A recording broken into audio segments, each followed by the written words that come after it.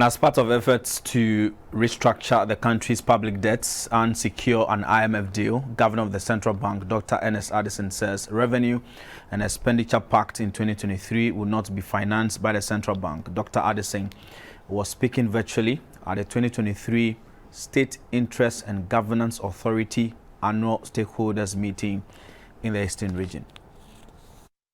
The three State Interest and Governance Authority SIGA stakeholders meeting attracted industry players, professionals and government appointees. The participants, among other issues, discussed how to sustain fiscal consolidation through the enhancement of domestic revenue mobilization, the role of specific entities. The stakeholders proffered solutions and recommendations to aid governments revive the economy and attract foreign investors. To enhance revenue mobilization and reduce public expenditure, the Governor of the Bank of Ghana, Dr. Ernest Addison, emphasized the need to strengthen existing structural policies to ensure effective guidance and monitoring of state-owned enterprises. Debt restructuring is important because it addresses the issue of the high level of debt and the high debt servicing obligations that the government was facing. I agree that under the circumstances in 2022,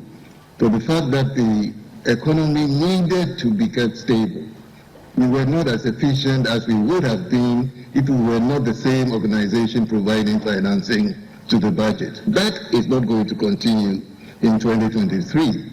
And this is really one of the key planks of the agreements with the IMF to ensure that the revenue and expenditure path that is implemented in 2023 will not require central bank financing. And that should make our interest rate policy more effective. Speaking in an interview with GBC News, the Director General of State Interest and Governance Authority SIGA, Ambassador Edward Boateng, entreated SOEs and specified entities to be innovative and cause change in their various institutions. There are a lot of legacy issues, and we're hoping that we can solve some of these so that some of the entities can have a clean slate.